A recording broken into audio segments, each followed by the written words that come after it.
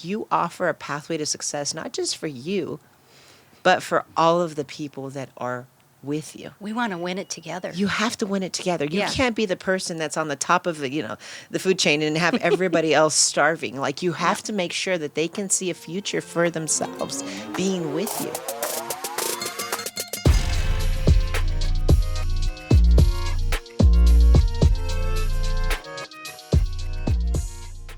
Welcome to the Jacqueline Elliott Show. Today we have a very special guest, Kim Panozzo from the Panozzo Team. Thank you for being with us. Oh, thank you so much for having me. I'm excited to be here. Thank you, thank you, thank you. Now, we know Dave and you guys are great people. You're great family people, but you also run a real estate company. Yes. Tell me a little bit about what you do that's different with the Panozzo Team. Well, I will say, since Dave and I joined forces, I've been an agent since 2002, a solo agent for 14 years, and then one day Dave had this great idea to get his real estate license after a lot of nudging and poking and prodding. And so we formed the team in 2016. 2016. Yeah. Now, interestingly enough, I can relate to your story a lot, and we actually understand each other very well. Yes. Because Dave came from the car business, and Andy and I came from the car business. Yes. So, what made that switch? Like, you were the obviously the loving wife, and there was a transformation within, right? What can you say was the biggest, change, or why? How did he get out of that? Well, when being in the car business, as you know, it's not the easiest. Explain, elaborate, because a lot of people don't know. They don't know, right? No. I would say it's probably not easy on a marriage, Okay. number one. And being in that environment, Dave did have some issues with alcohol. And so that time in the life was kind of difficult in that regard. So when he got sober 17 years ago, which we're very proud of. Good for him. It really made a big transformation in our lives, which has been God's blessing, the biggest blessing. Well, a lot of things, and I think that we understand each other a lot is, you understand the car business, the hours, the time. It's like you have your own family, but it's not always the best environment unless you have to work through a lot of different things. And then people, that come in, a lot of them had good hearts, but a lot of them are lost, and just like in any business really. But like what allowed you to stick through it as a woman, or what advice would you give women that go through certain things? Like, there's light at the end of the tunnel. What do you have to do? Obviously, you've been married for a long time. You guys are great together. Dave is amazing, by the way. Thank you. We all love him. I kind of love him a little bit. I know you love him a lot, a bit. We I'm all kidding. love him, but he's a great guy. He has the best attitude. I mean, he's into his fitness. He loves you like crazy. You have a beautiful family. Thank you. And you have a very successful business.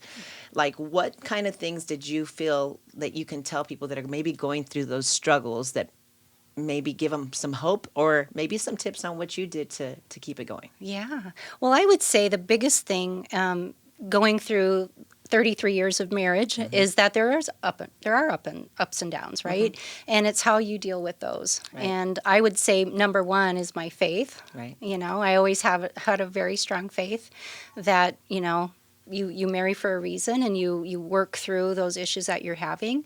If it's communication, and if it's, going to someone to talk about your issues and to help you through those things, because it's worth it. Right. It's worth it. About 13 years ago, we separated for almost a year, and that was very difficult too. But when Dave got really sick and called me at midnight on a Friday, it was kind of interesting. I was like, okay. He was in a place where he wasn't well, and he wanted me to be there. And that opened up that line of communication again. And I feel like, I say we've had two marriages. We had the first one, and the second one is just spectacular and amazing. And I could cry if I looked at him right now. Of course, such a beautiful thing. You guys have an incredible relationship, and everybody that sees you knows that you guys have that incredible love for each other. But it's like, it's the question that I always tend to ask: when is enough when you love somebody, right? And sometimes, in order for us to realize what's important to us, we tend to hit rock bottom. Sometimes it takes getting sick, a bad doctor's note, or something happened, a death in the family, some type of addiction, just hitting rock bottom.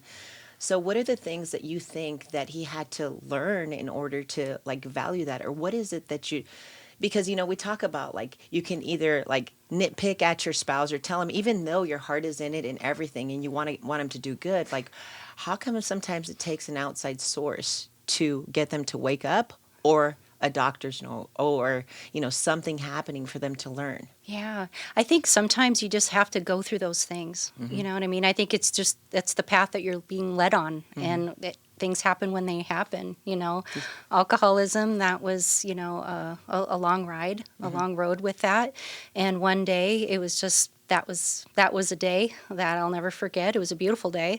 I opened up the laptop and I put on there the name of a treatment center that I thought he should go to. I opened up the computer and I just walked out of the room. Actually left the home and I said, I think you need to take a look at this. And I just left the computer there. That was a pivotal day. And he did? Yeah. Good. He called on his own. So that was a beautiful thing. You can't fix their addiction. You can't control that addiction. Right. And going through the AA or the Al-Anons out there was a great way to remember who I am. Exactly. And take care of yourself. It shows you're a strong woman and you value yourself, obviously, to make those changes. And also, I think like those people that are addicted at one point of their life, or they do something or something happens, they get tested, I feel like they're the most relatable, especially as you're building teams now and what you're doing in business. I mean, a lot of people like hire people that are overqualified and they're like entitled. And then you need to find sometimes people that are broken, that have been through some stuff, that you actually give them the route, and you tell them, hey, I understand you and I can help you get to where you need to go. And they actually look at you like the mentor that you are. Yeah, and you're not true. Fake. People want real people. Absolutely. So those wounds have become your weapon now. That's right. Which is amazing. And you can share those stories with others and give them hope. Yeah, exactly. Yeah. And you We don't can have to do be it. perfect. Yeah. If we can do it, anybody can do it. Anybody You just can have to do have faith. That's so awesome. Yeah. That's so awesome. Now, going back to this, and I'm probably going to ask a few questions that are probably like, why is she asking me this? But I think that this can really help a lot of people, especially business people, because a lot of people look at, they don't have a lot of examples of people that have gone through some things, right? So what about children? Like when you made that decision to like, hey, I'm walking away from this. What did you think about like your children at the moment? Like, what did you think that did you think you were making a good choice? Did you think twice about it? What was it with your children? Because 13 years ago they were teenagers, right? So our oldest was in college, Okay. and Nicole was 12 at the time. Okay, so what happened then? It's such a emotional time. Yeah. That at that time, I think Dave and I's philosophy was, well, they're not going to talk bad about each other. Our kids won't hear that, and it was very important to us that they don't have that weird experience. Right.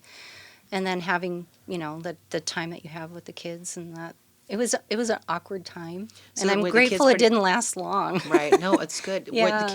Did the kids see this side of you guys, or did you try to keep it more private? I guess I would say it was probably. I mean, she's 12, so she understood what was going on and everything, and not the adult stuff, but yeah. Of course. Yeah. Of course. Well, good. Well, I'm glad that you guys went through this, obviously, Yes. and that you guys are here. Now, tell me about your business. What is it that you do? What makes the Panozzo team so different? Because your team and the values that you instill, and you showing that real side and everything. And now that you're bringing a lot of people in and everything, what is it that you look for in the perfect, agent? What are we looking for in agents? I just feel like if you can get people that kind of feel your own philosophy and can grow with you is very important. Okay. A little bit of sales experience is always great, Yeah. but not necessary. Right. It's like if you have the effort and the ability to want to do this business, Dave and I will pour everything into you.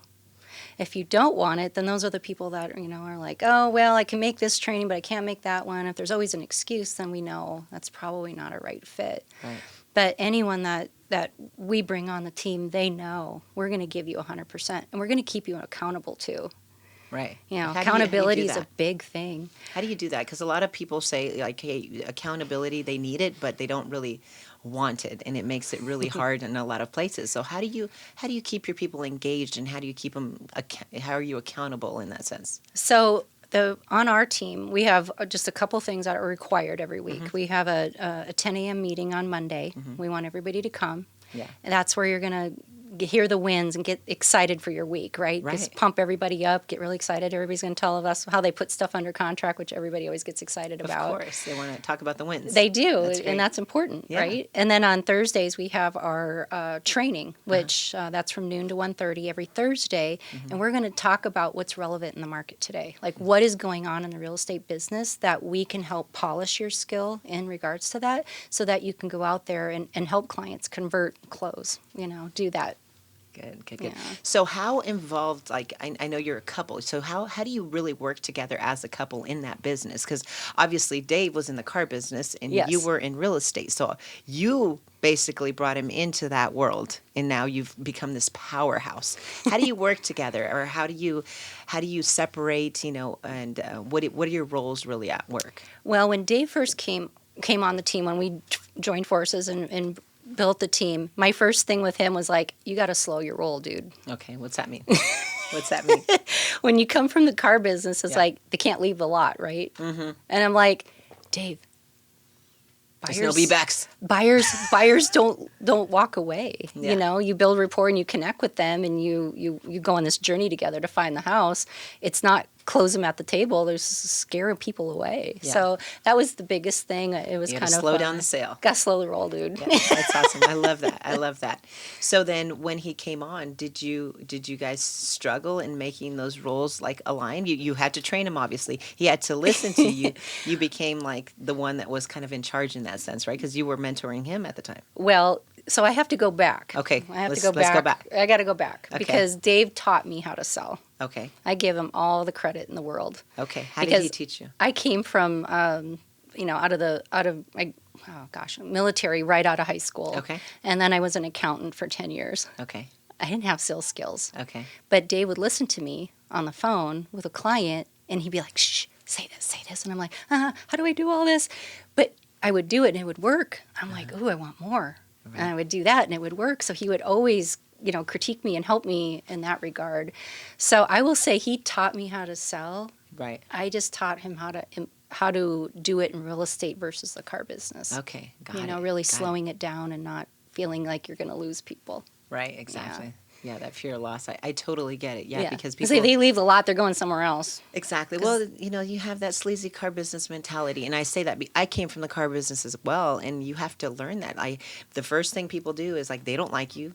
They You're don't trying to ever like sell you. them, right? Exactly. Yeah, So they're you gonna have to get win them sold. over. You have to slow down the sale. You have to like really make them feel like, hey, you know what? I'm not like everybody else. It doesn't matter what you think of me when you walk in. It matters what you think about me when you leave. That's right. And I'm going to try to get you in this car. Yes. And then leave. Not just leave. But In the car, In the yeah. car. Yeah, for sure. But it's very different. So I never had that problem. Everybody that always left, I wasn't looked at as the that car saleswoman that was sleazy. I was Yeah. always like, man, she's actually different than these people. And I think that's the whole point of this. But you teaching him that, hey, you know what? You can't really close a deal first time, second. You're going to have to probably go through maybe 10 homes, maybe 20 sometimes. Maybe people will take a year to make a decision. And it takes a lot of patience to do that. People are in different phases of their life, Mm-hmm. right? It's like just because they call you today about real estate doesn't mean that they're going to buy today. It's kind of like, oh, I'd like to go on that Italy vacation, but oh boy, after I look through things, I got to get shots, I got to do all this stuff, right? Kind of Right. like that with home purchasing. People are like, oh, it's a good idea. So it depends on where they're at in that stage. And that's one thing I think Dave and I do very, very well with our team is that every person, they're not leads, they're people, right? Right, It's a right. single mom, it's a family, it's someone that's downsizing, it's because they lost a loved one, or Right. so these are people, and our philosophy is always the client first. Right. But it's really kind of taking that information from the client, finding out what it is that they want, and listening to what that is, and then having conversations with them. Right. Really digging down and using that authentic skill of compassion or what have you to find out what are they looking for Right. and what timeline does that take. I don't care Yeah. how long it takes because we're Right. going to find the right house. Exactly. I laugh. I had a couple that I work with here in Fountain Hills. He was a retired engineer. Yeah. It took 2 years. 2 years. 2 years to find the perfect home, but it didn't matter to me. Right. They bought that home, they sold that home, they bought another home. Yeah. Because they knew I was there for them. It wasn't about the sale. That's so cool. How do It's you, so cool. What would you suggest to these people? Like you talk about a transaction lasting 2 years. Like, a lot of times people don't have that patience as salespeople or Right. professionals to really go through that. Service during and after the sale and all that, like you did. What is something that you suggest that maybe people can do to try to keep them like motivated to stay in there? And I know it comes from caring, Yes. in everything, but like, what is something that you suggest to keep somebody like kind of engaged in the sale? So I have, being ex-military, as you know, everything is system and process Right. oriented. So I have a system for that. Okay. And basically it's like once a month touch-in. Yeah. Every month there's something to talk about. Is Right. it Valentine's Day? Is it, Christmas, Thanksgiving, it's whatever. But it's just staying in touch with them and giving them something for value when you do call. Yeah. You know what I mean? Like, course. hey, here's what's going on in the real estate market. Or, hey, did you catch that article about something that they're interested in? Like, Right. I try to, in the back of my head, the older I'm getting, I'm not as good as it, but I have notes in my CRM. Yeah. But I could remember that one thing that they liked. Like, Right. I had a gentleman that loved the Navy. He was in the Navy. Well, I was out shopping one day. I found a big book about the Navy. Well, guess what? I gave it to him. Yeah. It's those types of things. Those It's things. just building that relationship. And I utilize social media Right. as a way to, how many gifts can I give today? Yeah. I That's so love good. the babies. I'm Right. like, oh, baby gift. Oh my goodness, that's one of those Someone things. got married. I'm like, Yeah. yay, I get to give a gift today. That makes me excited. Yeah, I noticed that, like, even before I had kids, when I started, in the car business, I remember that when I used to go and meet people, their families, and me as a woman coming, like, they didn't expect that because it was a long time ago. Now there's women salespeople everywhere, but when Yeah. I was in, I was like the only one. It was crazy. So I would go and I'd shake the husband and the wife's hand, and I could tell that the women were a little bit uncomfortable. But if they had a kid, I would go and I would get on one knee, I'd shake the kid's hand or be like, hey, how are you? Get to their level. And then all of a sudden, they would melt. They'd be like, okay, this is a good person. It's almost Yes. like when they have kids, they love their kids. And I genuinely like kids. So I'm not being fake by saying hello to their Oh, kid. yes, right. I just knew that I was genuinely interested in their child. And then they were like, oh my gosh, okay, so they let their guard down.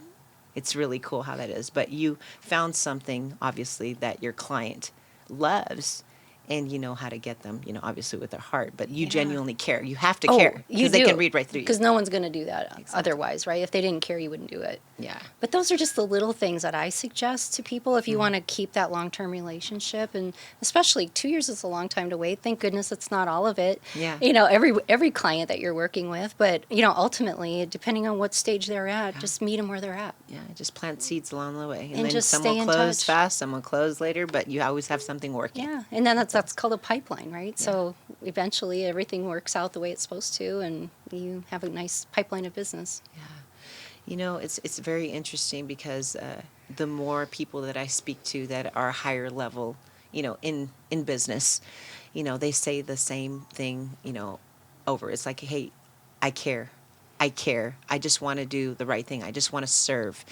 And I remember when I first started in sales, it was more like, hey, I want to make money or I need to pay my bills, right?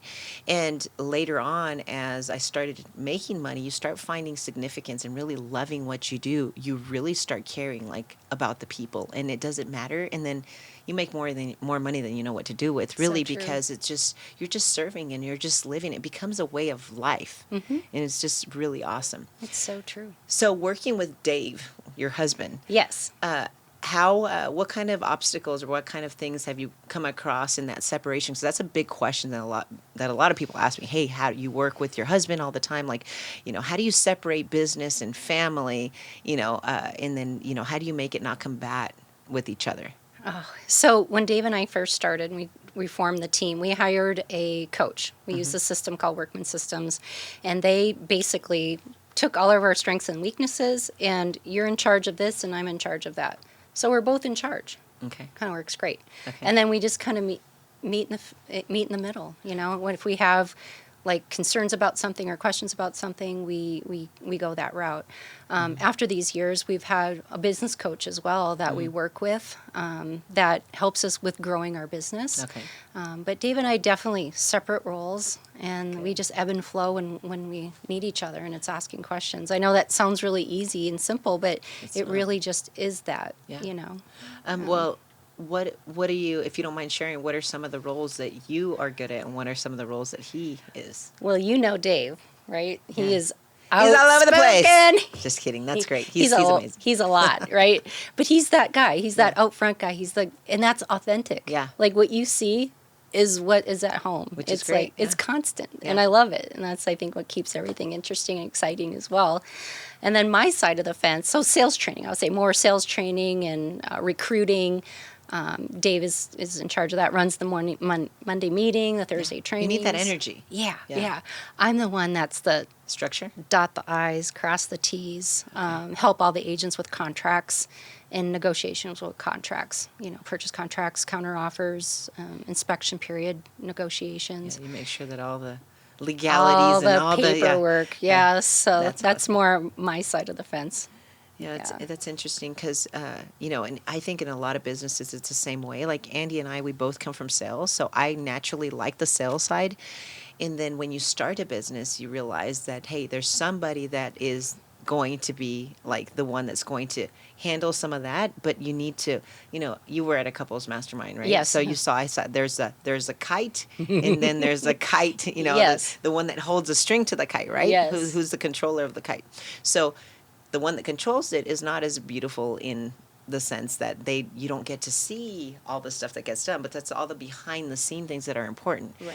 As a woman, I had to basically learn legal, learn contracts, learn CRM, learn all the stuff to hold a bit payroll, learn all these different things that I wasn't really trained on, but I was the one that had to figure it out.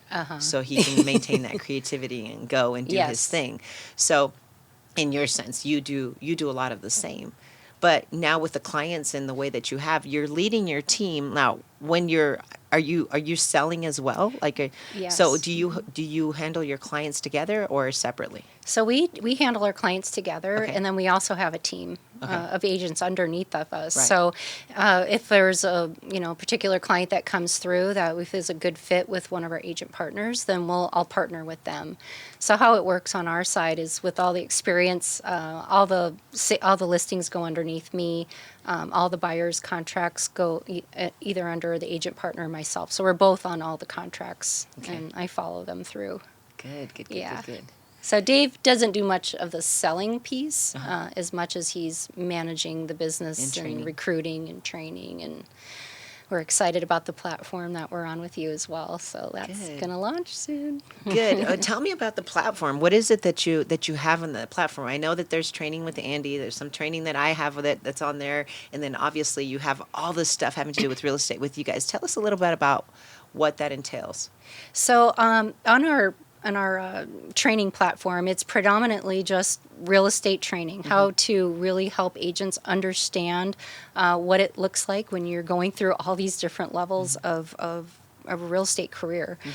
It's basically 20 years of knowledge up here in Dave's sales experience that we had in a book. It's about this thick. Yeah, of course. That now we broken it down into training videos. It's so cool because I know the numbers. I mean, I haven't seen his numbers in a long time, but I know the numbers of the number of people that have licenses that actually use them in real estate is just crazy. Yes. So having a system and having a pathway to success actually helps with that. So do you know what those numbers are now? Or? There's over 50,000 agents in Maricopa County. I don't even know how many in the state, but they say 49% of them maybe sell one or two houses a year. One or two houses a year, which you can't live off of No, that. I mean, no. unless you sell a house that's worth Unless how you're many millions. retired. Yeah. Well, exactly. You have to Supplemental have- income. Exactly. But so the demographics of those people, like you have a lot of people obviously that use it just for fun. They like to have their license and all that, but there's a lot of people that are starving that are in the space. And I know this because we have people that actually look for jobs doing things with us, but they also hold their license. So what is it like with what you have right now? Most of your team, are you looking for people that are more full time? Are you looking for people that are, part time? What is it that you're looking for?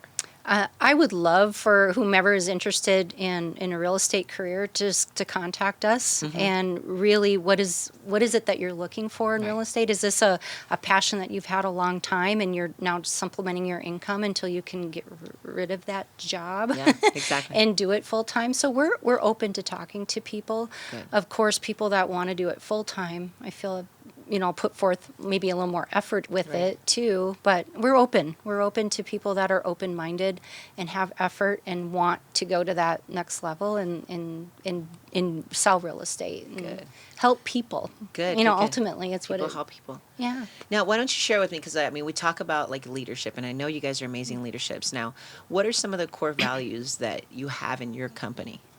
So our core values are people. Taking care of the client. It's really based around having that client experience and agent experience too. We want to make sure that when you work with us, that you're going to be taken care of. Right. We laugh. We're like, if you look at our Google reviews, you will know 100% where our heart is, because those are people that have worked with us and have seen the effects that we've done, helped them with their lives, like jumping up and down with a first-time home buyer when she bought her first condo. I'll never forget that. We were both crying, very excited, That's so awesome. And then now she's married and has kids, and they're going to upsize. It's just wonderful. You get to be part of people's families. Well, now I've been doing it so long, it's kind of a generation thing now, which is kind of fun too. That's fun. Help mom and dad, and I'll help the kids. Right. Well, I talk to a lot of people, that are realtors and that have business, but there's a certain like feeling that you get when people actually do it, and they see it as something like, hey, this is my lifestyle, this is who I am. Yes. And I definitely see it in you, and I see it in Dave, that you guys really do care, and people say it all the time, and that's why I'm asking, what's your core values? But I really already know, just by talking to you and by just knowing you as a person, that you really do care and you get personal with these people. Just that interaction. It's hard not to be my friend after a real estate transaction. We get to go to baby showers. We've gone to weddings. It's a good life. It's really cool. It's a very good life. Do you have any that don't like you? We won't talk about that. I'm just kidding. It's very hard to believe that everybody has somebody that doesn't like them, right? Maybe That's so. funny. We don't think about that. Yeah, that's funny. No, that's awesome. So now tell me a little bit about now you have your daughters. Yes. You have 2 daughters. I have 2 beautiful daughters. 2 beautiful daughters. What are their ages? So I have a 24-year-old. Okay. Our in the United States Air Force. Okay. She's married and has a little one on the way. We're awesome. very excited about that. Yes. And then we have our older daughter. She's 31. She lives in Monterey with her husband right now. Right. And she has 2 little ones. One that's 5, Molly, and Brooks, who's 3, who's full of energy. Little boy. Little boy. Yeah. You're not used to little boys. No. He's amazing, but he's so active, like climbing on things. Like I hear my daughter say no so much, and I'm like, yeah, she's been in the emergency room with him, fell off the sofa and hit his head on something, getting stitches. He's alive. He's alive. And we never dealt with that with our daughters. Our daughters were more kind of cool, calm, and collected. And yeah, maybe a door slam here and there in their teenage years, but there was never any of this. No, boys are a lot. Boys are a lot. That's funny. Maybe they take that after Grandpa. Maybe so. Maybe. Yeah. I wonder, how was Dave as a child, do you know? I'd heard he was naughty. He was naughty. They take after Grandpa. Ah. Maybe that's it. Maybe that's it. The grandkids call him No-No. We went the Italian way. No. No, and I'm that's Nana. Cute. No, and Nana. Yeah, That's cute. cute. I love that. So you're Italian. Where were you born? I'm from Minnesota originally. A little town of 141 people. 141 people. I did not stutter. It is that small. Really? Yes. And Dave is from? He was born in Gary, Indiana. Okay. And then moved to Columbus, Ohio when he was 13. Okay. That's a bigger city. Yes. How'd you meet? So we met in the military. Okay. Actually, we were both stationed in Germany at Spingdahlem Air Force Base, and he was bowling one day, and our eyes caught because I was having lunch with my girlfriend, There's not much to do on a military base. Yeah. It's almost like a giant, like college campus with an airport. Yeah. That's really what it Yeah, was yeah. like. So it was a lot of fun. But yeah, our eyes crossed paths, and Love at first sight? I had this Really? little thing in my tummy, like this little butterfly thing happen, and I'm like, I've never felt that before. That's Never. really weird. Really? And yeah, we pursued a relationship, and he says he still let me win playing pool, but I legitimately won. Okay, so you're Legitimately competitive. won. I can see it Oh in your yeah, face. You're yeah. like, hey, It's still a conversation we it's have still today. a conversation. Oh yeah, 34 and a half years later, I won that You legitimately. won that one. I He did. says he lets you win. Yeah. So if you get in a pool match right now, are you still going to kick his ass? No. He's really good. He may have like held back, but I feel like I won Yeah, legitimately. I believe you. I believe you. Yeah. That conviction. I mean, you can't fake that. No. No, you won. You won for sure. In my mind, I did. So yeah. you played a game of pool, Yes. okay, and then he won, and then or you won. Yeah, I won, Sorry, you yeah. won. Yeah, I almost messed that one up. And then what happened? We started dating, and we just liked doing the same kind of things. We loved to be outside, and living in Germany, it was so much fun. Yeah. My parents came over at one point, and we got to tour all these countries. It's like traveling in the United States. Got Yeah. to go to Belgium and France and all Yeah. these cool places. That's And so awesome. so Dave and I, spent a lot of time very young. I was 19 when I met him. Okay. He was 22, or 3 years apart. Uh-huh. And we just developed this relationship. And then one day he had to go off to a military school. He was gone for a month. And back then we had to write letters to each other. Oh wow. So he would send a card and I would mail him a card, and we would get this mail back and forth. And we got to talk, I think, like once a week Yeah. and have conversation. And when he was graduating, I went with them. I think it was his first lieutenant and his sergeant, and then I was in the back of his Humvee, and it's not the nice Humvees that people drive today. It was literally the military padding like this. It was a 6-hour drive. Oh yeah. But when we got there and we locked eyes, we just never let each other go. And I knew at that moment, like, this was it. We're going to get married. You're gonna get married. And You we're gonna get decided married. back then. Yes. At 19. Yeah. That's Yeah. awesome. Got married when I was 20. So, Quickly, yeah. yeah, year and a half about. That's awesome. So, what are some things that you went through? Obviously we talked about the whole, The hard addiction times. stuff and the hard Yeah. times. What are some of the things that you went to? Like some of the stuff that I kind of like know that I went through. Like when I was, I went from being in business and then getting married to Andy and us like crashing and then learning a new identity and going and having kids and losing my identity, having to like, it was like I was reborn again, trying to figure myself out, going through these different stages in life.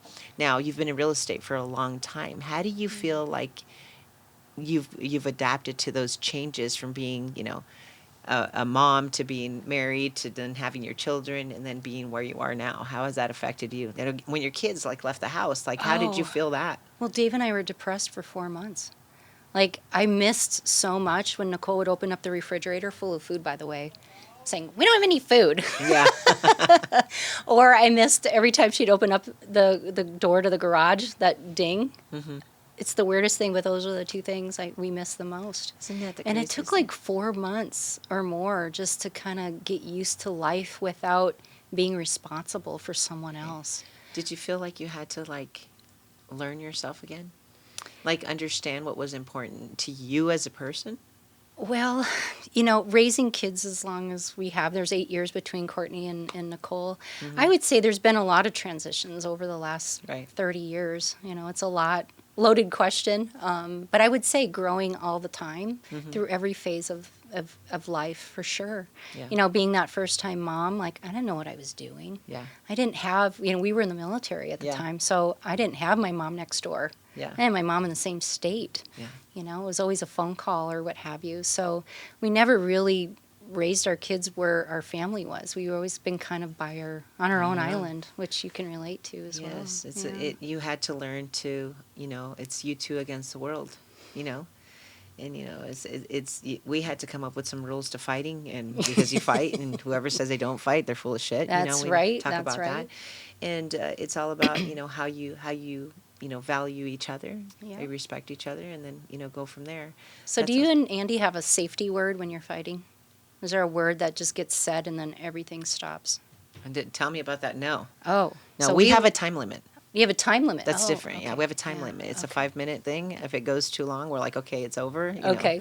And we're good. And we have to reset. Okay. But not a word. What's yours? I'm interested now. I know you have one. So if we go, get into that place where things get a little heated, maybe Yeah. it goes a little longer than you want it to. If one of us says the safety word has to stop, and our safety word is hairy balls. Hairy balls. Okay, so you have to laugh. How did you come up with that? I don't even know. We actually went to this event at church. It was like a marriage class or what That's have you, awesome. and they I were love it. talking about safety words, and we're like, it's kind of where are we going with the safety word thing, right? But that word is so silly Yeah. that it's hard not to be mad. And I would say in the last 20 years, maybe it's been used twice. Okay. But you say hairy balls, everything stops. If you hear the you'll hear it like the Yeah. conversation. It can't come out because it's not allowed to come out. It's not allowed. Hairy Yeah. balls cuts everything. So have a safety word. And the That fights is a can't good tip. I escalate. never heard that before. That's really awesome. Yeah. Hey, you learn something from somebody every single day. Well, there you go. That's good. Hairy balls. So you've used it twice. I've used it probably twice. I don't know that Dave's used it at all, but I've used it twice. You've used it. Okay. So when you get to that point where you have to say that word, it's probably because you're getting a little too carried away. Yeah. a Has the little ego heated. gotten in the way where you say something after, or no? It's just stopped. It's worked Oh. like it should. You have to stop. You It's have to the stop. rule, and then the rule's not been You've broken. never both tested the times. rule. That's a good thing. Yeah, no. Takes a lot of It's discipline. respect. It's respect. Okay, you're getting carried away. Hairy balls. We don't want hairy That's balls, that's it. for sure. Yeah, and you know what? Walk away. Take your 5, 10, 15 minutes or whatever, and then come back to the conversation. What about That works really well. It does work really well. Now, one thing though, like, do you feel like when you have an unresolved issue that you need to discuss, you understand each other? Do you feel like the need to pick up later and finish it off, or else you talk about like Oh. death by a thousand paper cuts. Yeah. You go, and then all of a sudden you hear the hairy balls, right? And you're like, okay, this is not the moment because we're getting too carried away. We have to use a safety word because it's not going in the direction that I need. But you have to pick up later, or is it over for good? Well, depending upon what that, I can't recall now what those actual circumstances were, but, picking it up and just kind of getting through whatever that was is important, is communicating it and really talking it through. And That's- another big rule is you do not go back to the past. That's a really The past really is where it was. The issue that is today is the only issue being talked about, or how you can improve on that or fix that or do what have you. But there's no gunslinging from the past. It's No, not important. Getting No. historical is very dangerous. Nope, And not it doesn't necessary. allow for growth. Nope. And that's one of our rules. We do have that one. Good. And it's good. and it's a good one because, if you want your loved one to change, to be better, you're going to have to believe them in their future self Yes. rather than their past self. So you can't allow that, you can't we're firm believers in speaking into existence. So Yes. if we talk about the past, I mean, if you're going to talk about the past, why did you forgive him in the first place? You don't forgive him. Right. I mean, you just get out if that's the case. But if you're going to decide to forgive, we talk about forgiveness. Forgive all the way. Yes. You don't forgive half-assed. 100%. Yeah. Yeah. So So that's in the rear view. that's in the rear view, and you don't look in the rear view mirror. That's for sure. Can't go forward that way. Good. What about parenting? I mean, you have great daughters, from what I hear. Thank you. How have they tested you? Well, I will say it's funny. So both both daughters, the oldest one was really kind of a homebody. We were always like, don't you want to go out and have fun? You're trying to push her to do bad things? Push her to do fun things, safe things. And I would say it was, she went to Copper Ridge Middle School in DC Ranch. And that was the year where they split off to high school and went 2 different directions. So a lot of the kids went to Chaparral. Our school district in McDowell Ranch, where we lived at the time, sent them to Saguaro High School. And she was like, you know what? All the friends that are going to Chaparral, I'm good. I'm going to go to Saguaro and have a new experience. So she went to Saguaro and struggled. Yeah. Struggled to make friends and what have you, and got in quite a bit of trouble her junior year. Okay. And I will say that Dave and I are very strong parents. Yeah. Lead with love and compassion, but also know that our kids are not necessarily our friends. We have to Yes. be the parent first. Right. And that's hard. So she goofed up quite well. Yeah. And we literally wrote up a contract Yeah. saying, you're in trouble. This is everything that's happening to you. You bring your real estate experience I to brought your a home. contract to I the love table that. with this junior in high school. And if you screw up, we're going to add 2 weeks to this. And then if you screw up again, we're going to add a month. Like it was a really strict contract. She signed it and we signed it too. Okay. Well, we went through the process of that timeline and then she goofed up and we had to add the 2 weeks. Okay. So I will say Courtney probably didn't really like us a whole lot until her sophomore in college. She came home and she sat us both down and looked at us both and said, thank you. Isn't it interesting how your kids will test you and thank you later? Yeah. It's the craziest thing, but it's so cool that you said that, because I think a lot of parents, they try so hard to be their kids' friends. While you want your kid to be able to open up to you, I tell my kids all the time, like, listen, I want you to be happy, but it's not my job to make you happy. Right. My job is to keep you safe. Yes. And to make you a good human. Yes. So if you hate me along the way, I will sacrifice. I will make you the most miserable kid in the world. I don't care if you sit, cry. I'm glad to you know, hear that. Because Yeah. my job is to keep you safe above all things. Now, if you can be happy and safe, I'm all for that. Yes. But if I have to jeopardize your safety to keep you happy, count me out. Yes. I'm not doing that. 100%. So that's we talk about that all the time. Like, That's yes, good. but you have to also, like, there's a balance also in that as well, because you do want your child to be able to open up Yes. to you if they have problems. Yes. Or if they, have some type of insecurity or, things like that. I had to learn that. There was a time where I was a little too, like, I don't want to say aggressive, but I was like more like, hey, you know what, you got to do this, and this is the only way to do it, that they felt like they couldn't mess up, and I wasn't relatable. So I had to change it a little bit, but they still know that, hey, you know what, I'd rather you come clean to me and tell me. I'm going to love you no matter what you do. Yes. I'm going to forgive you no matter what you do, but you're still going to get in trouble. Yes. And you're still not going to like my answer, but it's never going to affect how much I love you and care for you. And that's never going to change. Beautiful. I'm going to love you more than anybody else loves you in the whole entire world. I guarantee you that. Nobody's going to love you more than I do. So I love that. So we talk about that. But yeah, I had to kind of explain that, hey, no matter what you do, I'm going to love you forever. But I'm still not in this to be your best friend. Yeah. I'm here to keep you safe. That's right. You know. We're supposed to give them shelter and feed them and give them love. Mm-hmm. And that's what we do. Exactly. And then hopefully we get our A on our report card when we let them go into the world. Exactly. We're so hard on ourselves as parents. I have a very difficult childhood, growing up and everything. And I wanted to be the different mom, and I think that I am a good mom. I'm a great mom because I lived through that, and with Andy's, his mom left when he was 2 years old, all these different things, like, I think I won the lottery with Andy because I'm like the best woman in the world, because he didn't have a good example growing up. I can give him a plate of beans and he's like, oh my gosh, this is amazing. And it's like, okay, it doesn't take much, but at the same time, it's like, what is it that you think, like your kids, like, you have a certain upbringing. Mm-hmm. What is it that you had to change in your upbringing that you think that you didn't want for your kids?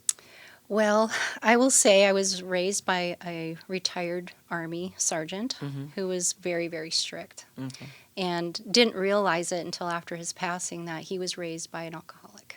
Okay. So there was a lot of anger issues there. Mm-hmm. And in my upbringing, basically being told I wouldn't amount to much. Mm-hmm. And that if I didn't pull my head out of my ass, I was going to be a loser.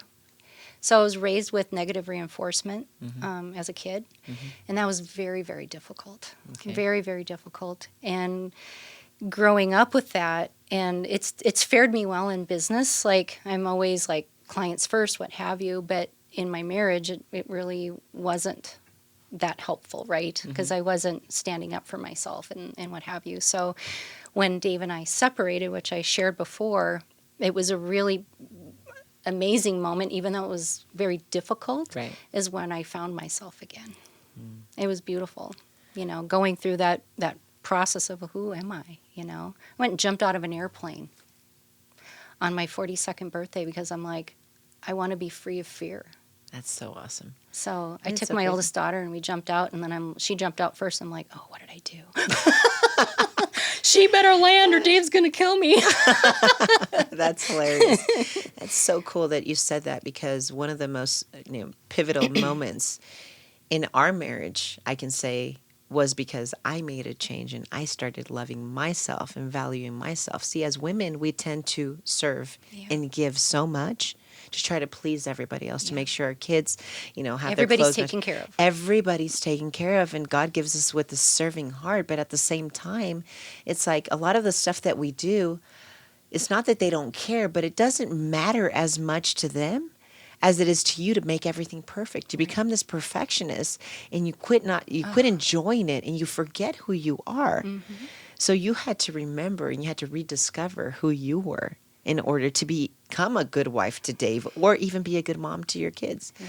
Share a little bit about what loving yourself or that self-discovery was. Like, give an example. Like, you went and jumped off an airplane and all of that, but what else did you, like with me, like I started like taking showers and fixing my hair and maybe wearing makeup and doing stuff like that. But what are some of the things that you did that allowed you to really like remember? Because I talk to women all the time and I ask them, like, what is it that you like to do for yourself? And a lot of times they can't even answer.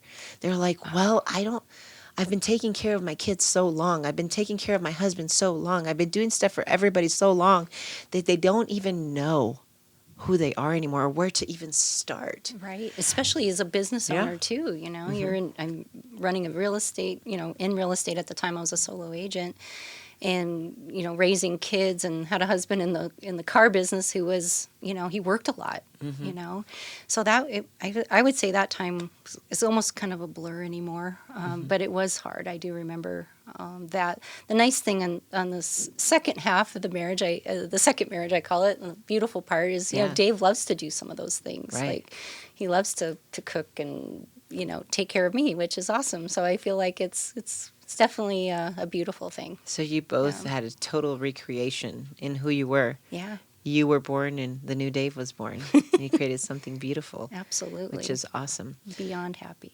Good. Now going into like more of the business side, what are some things that you think as a leader, like what makes a good quality of a leader that you think that you implement in your team that's growing and growing and growing, obviously, all the Yes. time. But what is something that you see that a good leader must possess as a woman? I would say one of the things I think is the most important thing is being at the level that you are with new agents. I remember when I was a new agent. I can go back there right away and then kind of talk through what is that like. So you're not too good. No. That's awesome. Oh gosh, no. Okay. But kind of going through this scenario, it's like, okay, you have this client. How do you speak with that client? How do you show a home? Like, how do you go through this process of helping them with that? The biggest decision they'll ever make. Yeah. Right. It's not to be taken lightheartedly. Yeah. And so I would say that what I possess is that care, love, concern, and empathy that I give. I can teach that to them to move on and show their clients that as well. Okay. And I love that piece. What about one of the people like that you would say that's a good success story of somebody that maybe had it hard and you helped them? That's maybe one of your team members, like a success story, maybe? Absolutely. So I will actually share the story of Emily. Okay. Emily knew her. She was probably in real estate a few years before she met with us and joined the team. And during her transition in real estate, we kind of noticed like she wasn't always engaged, but then when she was engaged, things would go well, and then she'd kind of lay off a little bit. And I can't remember if it was probably 3-4 months into working with us. Dave's like, "What are you doing? What are you doing? What do you want to do?" And kind of gave her some tough love. And it's funny, it's now she's married, has a little one, moved off to Georgia, which I'm so proud of her and I love her to death. And she's always complimented us, and even today told us that, because of that guidance that we gave her and helped her kind of get off the fence of either do this or don't, but do it right. Right. That she found herself and became a better agent, and then even shared with us becoming a better person because of it. Yeah, That's emotional for Yeah. me to hear that. Of Like, course. it's amazing. And in that transition is helping her to achieve financial, a financial milestone that she wanted to achieve. We've had agents on our team that, because we advocate for this, of course, as we should, that they buy their first home. Yeah. We had a couple agents last year buy their first home. Right. It's awesome. Yeah. And helping them achieve their income goals. Right. One agent paid off her student debt that she's had for I don't even know how many years. Right. That's what fuels us. Right. Like, how can I help make other agents better agents and achieve the goals that they want to achieve, but also have accountability and her words, a little tough love. That's cool. You said a lot of really important things that I think are essential in building a successful business that'll keep you like growing and scaling. And one of them is, basically, starting and thinking like you're not too good for them, obviously. But the big thing is you believed in Emily more than she believed in her own capabilities. And it's really cool because sometimes it takes a level of discomfort of getting, being like, hey, you know what? I believe in you. You're going to have to do these things, but quit playing patty cake. Quit standing in the corner. You have more potential in you. And a lot of people take offense to that. A lot of people are like, man, why would you be picking at me? Why would you say that to me? Like, hey, I don't have to do this. I'm an independent contractor, whatever, all these different things that. And people don't really see that. If you can show your heart and be like, hey, you know what? I believe in you and you have more in you. What are you doing? Sometimes you have to question people. Yes. And they'll get it from you, which is great. And another thing you said that I love, and I think it's something that we do a lot too, is like you offer a pathway to success, not just for you, but for all of the people that are with you. We want to win it together. You have to win it together. You Yeah. can't be the person that's on the top of the food chain and have everybody else starving. Like you have to make sure that they can see a future for themselves being with you. It's funny because we have a pretty decent car collection. I was like, and we had somebody come over and do a video at our house, and I was like, and they were talking and they were like, oh, you have this, and I'm like, hey, you should see some of the guys that work for us on our team. Their cars are way nicer than ours. Like, you should see theirs. Like, it's awesome. We love it. Like, we really like care two shits about cars. We like nice things, but like their cars are the ones you want to look at. And those are people that work for us. And that to me makes me more proud than having a Lamborghini and having all these nice things or whatever. If they can have it and I can see that they love what they do and they're successful and we helped get them there, then that's what success really is. When you can show that you're actually helping other people get to their goals and dreams, that's beautiful. It's a beautiful thing. The fact that you helped Emily, and even if she's in another state now, you know that you were a part of building her life and gave her those eyes, those lenses. I mean, that's what success really is. That's what helps you sleep at night. It's a beautiful thing. So I love it. That's awesome that you do that. That's really cool. So how can somebody get a hold of you if they want to, like, say, hey, they want to learn more about being on the Panozzo team? And, obviously you create this unbelievable training and pathway to success. You obviously care about people. You obviously don't want to just, have people have their licenses and just like waste it away. You want them to get their goals and dreams. And it doesn't matter where they come from, if they have experience or not. You're going to teach them. You just want people that are coachable, that want that dream, and you give them all the tools necessary. And it really doesn't exist. It really doesn't exist. That's true. So how can people really reach out to you and really get in that? And that way you can give them some coaching and really, get them to be the best selves. Absolutely. I would say, definitely check out our Instagram. We'll give Dave's number. Okay. It's 480-785-6990. Okay, perfect. Now we'll put it on a link or something that they can click on as well. Repeat it one more time though. 480-785-6990. 6990. Okay, perfect. Yes. And what's your Instagram? It's the Panozzo Team. The Panozzo. How do you spell it? Panozzo Team. I love the swag. I love that. Panozzo. Panozzo Team. Yes. I like it. Got to say it with your hand. No, Okay, I'm yes, kidding. the Italian. I love that.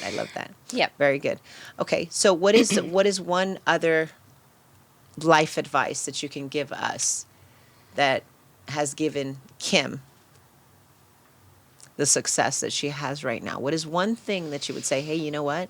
Because I learned this skill, because I can tell you're a happy person. Yes. I can tell you're a happy person. I can tell you have fulfillment in your life, and you do this for fun. Obviously, it's a good business and everything. But what is one thing that you had to learn that you know that you implement to have? Because we're all about, everything in life. Yes. I know you have faith in your Yes. life. I know family is important to you. I know your business is important to you. But I know also that you have all these elements about you that make you you. What is one thing that made you get there? I have to say it's faith. Okay. I mean, number one, and having the support of my husband and our family is huge. Like that reason you get up every day, and the faith that I can do it. The faith that you can do it. Yeah. That belief that you have in yourself. And my daughter saying what a great role model my mom was. That's huge. That's the success right there. That's the success right there. The strong example mom. that you give, the strong mom Yep. to leave your generations wanting to be like you. That's so huge. That's so awesome. Beautiful. Kim, thank you so much for being here Thank on the you show. so I really much. appreciate having you, and you're just amazing. Hey, reach out to the Panozzo team if you Yes. really want to learn more about real estate, or if you're in real estate and you're looking for the actual team, that's the dream team that can get you to where you need to go with all the training. Check them out, please. Absolutely. Yes. Thank you. Thank you so much.